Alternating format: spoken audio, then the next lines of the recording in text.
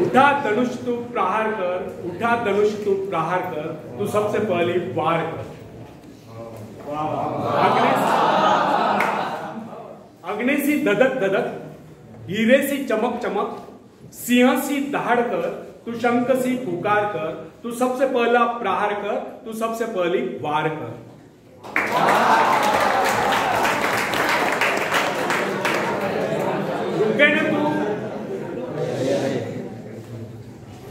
रुके न तू, थके न तू, झुके न तू, थमे न तू। रुके न तू, थके न तू, झुके न तू, थमे न तू, तू सबसे पहला प्रहार कर, तू सबसे पहली वार कर।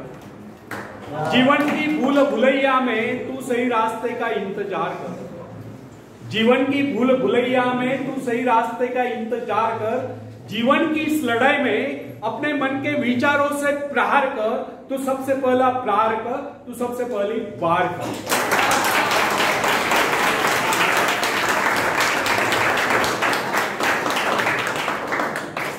कैसी भी गंभीर हो,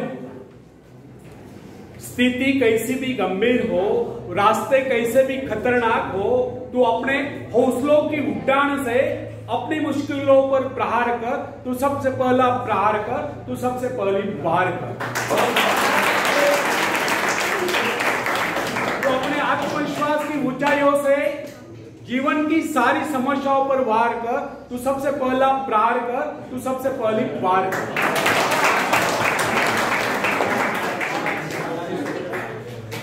ठीक है, नेक्स्ट।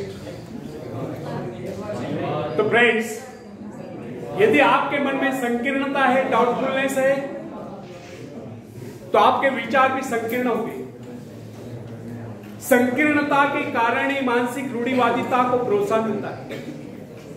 संकीर्ण विचारों वाला व्यक्ति अपने आप को इस संसार से निकालकर अंधेरे कुएं में कैद हो जाता है। उसका जीवन, उसके जीवन का ध्येय तथा अन्य गतिविधियां संकीर्ण घेरों में बनकर रह जाती है। कोल्लू के बैल की तरह आंखों पर पट्टी बांधकर निरंतर चलते रहने पर भी वो वैसे के वैसा ही रहता है। उन्नत विचारों से उसका नाता टूट जाता है और एक दिन आता है जब समय उसके आगे निकल जाता है, वह केवल पोंगापंथी के रूप में खड़ा रह जाता है। इसलिए हम विचारों की समृद्धि पर जोर देते हैं, भीतरी शक्तियों की जागृति पर जोर देते हैं। दुनिया में सब कुछ है, वह सब आपके लिए है, किंतु आप उठे तो सही, उसे प्राप्त करने का प्रयास तो करें। कोई ऐसा कार्य करे जो रचनात्मक और सृजनात्मक हो। सृजनशील व्यक्ति के मन में सृजनशील विचार आते हैं, यही विचार उसे समृद्धि की ओर जाते हैं। निर्धनता और असफलता का सबसे बड़ा कारण मन की संकीर्णता है। संकीर्ण मस्तिष्क में नए विचार नहीं पनप सकते और नवीन विचारों रहित व्यक्ति सफलता की सीढ़ियों तक नहीं पहुंच सकता। मलिनता की समाप्ति और सृजनात्मक प्रतिभा को बढ़ावा देने से ही सफलता और सुख का जन्म होता है। बंदरिया की भांति मरे हुए बच्चे को छाती से चिपटाए रहने से कुछ नहीं होता। इसलिए विचारों में नवीनता लाने का प्रयास कीजिए। जब विचारों में नवीनता आएगी तो कार्यों में सृजनात्मक बदलाव आएगा, जीवन शैली बदलेगी, तब भाग्य स्वयं बदल जाएगा। जो व्यक्ति समझते कि वे परिस्थितियों तथा सामाजिक असमानताओं के कारण निर्धन है, वे गलत समझते हैं। ऐसे लोग अपने भीतर झांक कर नहीं देखते कि हमें क्या कमी है। वे स्वयं का आत्मविश्लेषण न करके दूसरों पर दोषारोपण करते रहते हैं। सच्चा वास्तविकता तो यह है कि सच्चा वास्तविकता तो एक कि समृद्धि गुणों का वर्णन करती है, हेरा फेरी से वो कभी प्राप्त नहीं होती। जिन लोगों के मन में यह विचार घर कर गए कि सौभाग्यवान व्यक्ति धनी बन सकते हैं, वे गलत सोचते हैं। सौभाग्यशाली आप भी हैं, आप भी सब कुछ प्राप्त कर सकते हैं, किंतु वैसा प्रयास तो करें। भाग्य अभाग्य का रोना न रोकर कर्म करो, कर्मों से भाग्य बदलता है। और कर्मण्यता, आलस्य और निराशा से नहीं। फ्रेंड्स, क्या आपको पता है कि आपके भाग्य में क्या है? जो व्यक्ति प्रकृति के अंगन और स्रोतों की प्रचुरता को समझते हुए धन उत्पादन के लिए प्रयत्नशील है, और जो ये समझते कि इस संसार में किसी चीज की कोई कमी नहीं, वे एक न एक दिन अवश्य धनी हो जाते हैं। जबकि उन्हीं के अनेक भाग्यवादी साथियों को पूरी तरह से 2 समय का भोजन भी नसीब नहीं होता है। समृद्ध होने का मूल मंत्र है कि व्यक्ति मानसिक दिवालेपन से बचे, हताश होना छोड़ दे और अपने आप को समृद्ध अनुभव करे, प्रेरणा स्रोत बने। या मैं एक ऐसे व्यक्ति का जिक्र अवश्य करना चाहूंगा जिसके मन में कई लेश में मात्र भी किसी बात के लिए अविश्वास नहीं। उसने अपने जीवन में अच्छे बुरे अनेक प्रकार के उतार चढ़ाव देखे, परंतु उसे अभी तक संसार की प्रत्येक वस्तु में विशिष्ट रुचि है। उससे बातचीत के समय आप उसके व्यक्तित्व से अवश्य प्रभावित होते। वो किसी भी वस्तु को साधारण नहीं समझता। जीवन की छोटी छोटी बातें तथा इर्द गिर्द बिखरी हुई सामान्य और नगण्य सी वस्तु भी उसके लिए महत्व रखती है।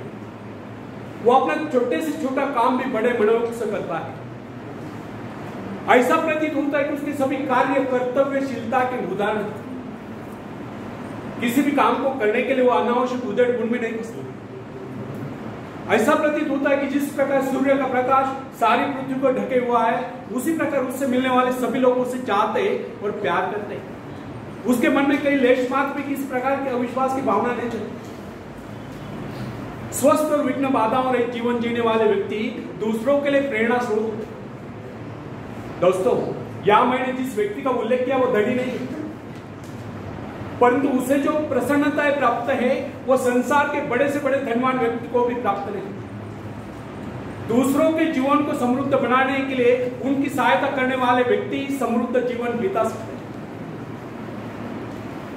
मृग तृष्णा छोड़े।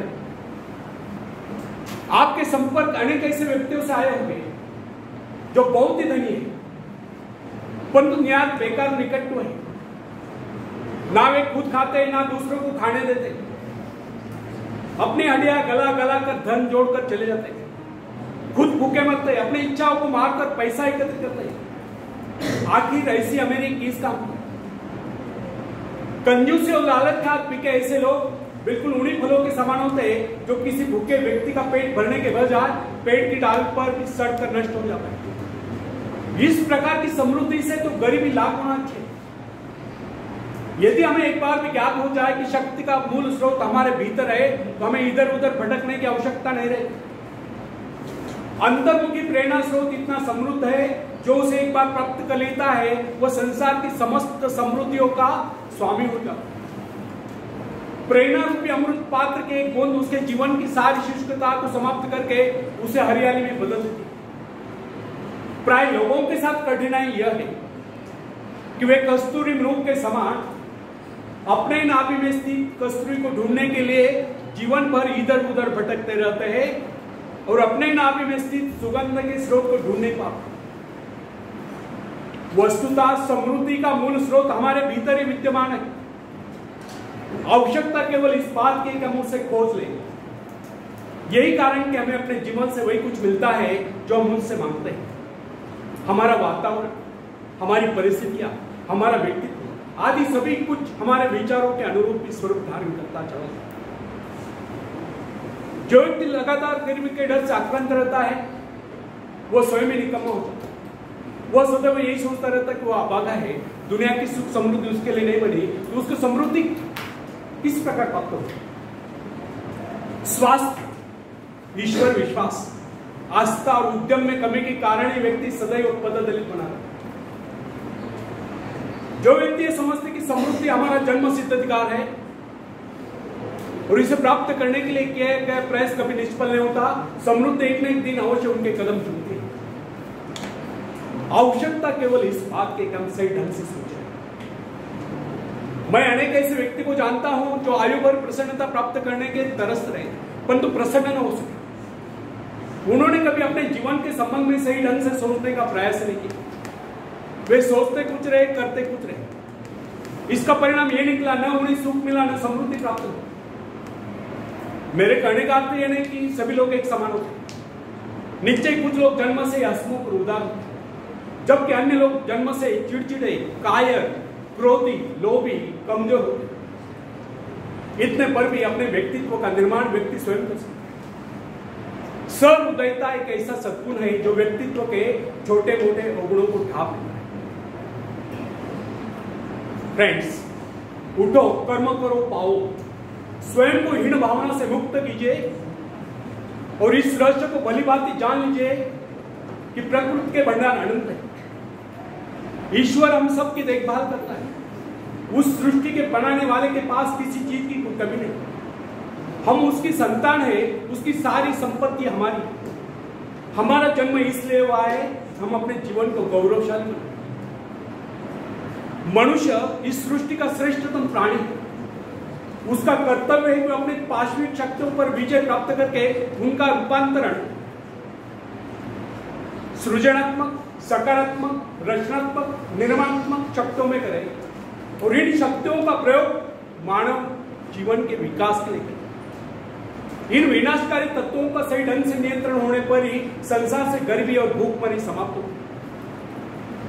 सृष्टि निरंतर विकास की ओर अग्रसर है। वो विकास की योजना पर चल रही है। काम करने वाला या कभी भूखा है, फिर सुकर्म करने वाले व्यक्ति को कमी किस बात? समृद्धि आपके व्यक्तित्व की देन है। भाग्य अभाग्य से उसका कोई लेन देन नहीं। अपने व्यक्तित्व को सुधारिए। सफलताएं, सुख, समृद्धि, खुशियां स्वयं चलकर आपके पास आएगी और आप कामयाबी के शिखर पर होंगे। आखिर में एक शेर मैं सुनाता हूं। तुम उड़ सकते हो मुक्त आकाश में, तुम मुक्त आकाश के पंछी। तुम व्यर्थ ही डरे हो, तुम भूल गए हो कि तुम्हारे पास पंख है। तुम पैरों से चल रहे हो, तुम आकाश में उड़ सकते हो। थोड़ा फड़फड़ाओ ताकि तुम्हें एहसास हो जाए। ध्यान सिर्फ भरोसा पैदा करने के लिए है।